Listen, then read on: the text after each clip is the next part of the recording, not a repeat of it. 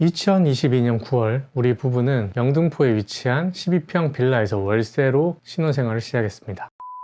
라고 말하면 사람들은 이렇게 생각해요. 월세로 신혼집은 좀 아니지 않나? 신혼생활은 최소 아파트 전세에서 시작해야지. 월세는 너무 없어 보여.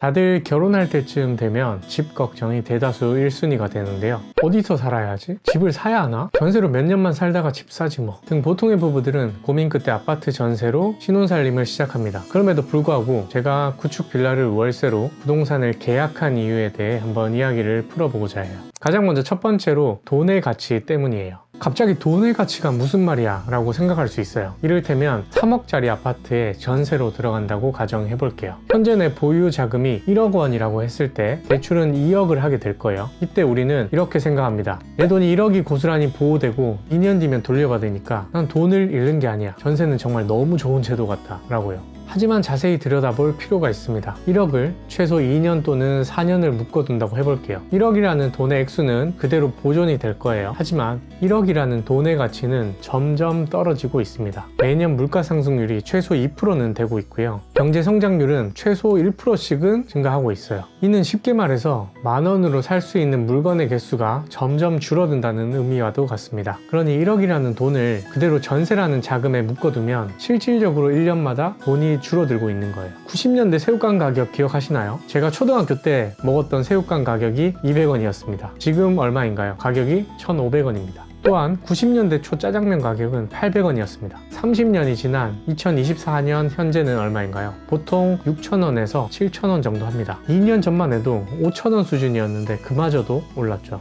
이처럼 물가는 계속 상승하고 있습니다. 상대적으로 돈의 가치는 점차 줄어들고 있죠. 그 돈을 가지고 있으면 조금씩 잃는 것이나 마찬가지예요. 두 번째는 기회비용 때문이에요. 전세와 월세 금액을 비교 한번 해볼게요. 저에게는 현재 자금이 6천만 원 있다고 가정을 해보겠습니다. 전세 3억짜리 아파트를 살게 된다고 했을 때 나의 자금은 6천만 원, 대출 2억 4천만 원을 해야겠죠. 그럼 내가 내야 하는 대출이자는 월에 약 40만 원이 나옵니다. 그 다음은 월세를 봐볼게요. 비슷한 평수에 빌라 월세로 들어갔을 때는 보증금 2천에 월세 70만 원 정도로 가격이 될 거예요. 단순 수학적으로 봤을 때 빠져나가는 돈은 전세 40만 원, 월세 70만 원입니다. 전세가 월 30만 원 더 싸죠. 하지만 월세는 투자금이 전세보다 4천만 원 더 굳었습니다. 여기서 우리는 월세를 살게 됨으로써 4천만 원을 활용할 수 있어요. 투자를 통해 대출 이자보다 더 높은 수익을 내게 된다면 월세는 전혀 아까운 돈이 아닐 겁니다.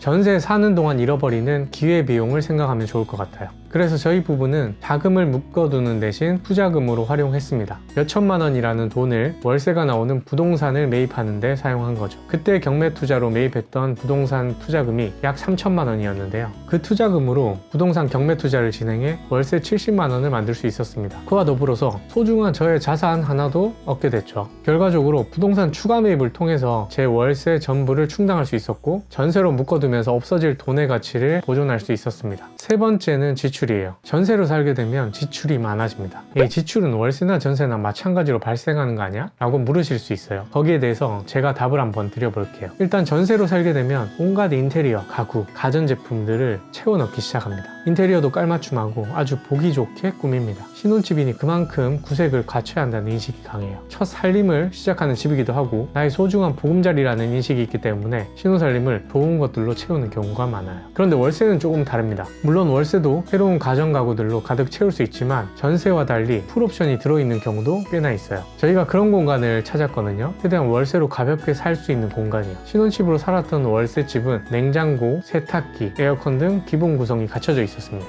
저희가 새롭게 넣어야 할 건 건조기와 청소기밖에 없었어요. 그렇게 저희는 조금 더 투자금을 모으는데 집중할 수 있었어요. 그 결과 우리가 살 실거주집을 매입하는데 수월했던 것 같습니다. 그리고 마지막으로 이렇게 작게 빌라 월세로 시작하다 보니까 좋은 점이 한 가지 더 있더라고요. 바로 점점 키워가는 성취감입니다. 저는 시골에서 상경해서 고시원부터 시작을 했었는데요. 4평 원룸을 거쳐서 5평 원룸, 그리고 12평 월세에 살다가 재작년 목동 27평대에 실거주집을 마련할 수 있었는데요. 조금씩 넓혀갈 때마다 나에게 주는 성취감이 있더라고요. 물론 이 집도 저희의 최종 집이 아닙니다. 저희는 한 단계 더 성장해서 서울 아파트 입성을 준비하고 있고요. 그렇게 되었을 때 조금 더 큰 행복감을 맛볼 수 있겠죠. 만약 전세로 좋은 집에서 시작을 했다면 크게 느끼지 못했을 감정이에요. 이렇게 제가 월세로 신혼집을 살면서 물론 힘든 점도 있었지만 돌이켜보니 깨달은 바가 참 많은 것 같아서 얘기를 해봤는데요. 제가 월세로 신혼집을 시작한 이유를 다시 한번 정리해보면, 첫 번째, 돈의 가치가 하락하기 때문에, 두 번째, 기회비용 때문에, 세 번째, 불필요한 지출을 줄이기 위해서입니다.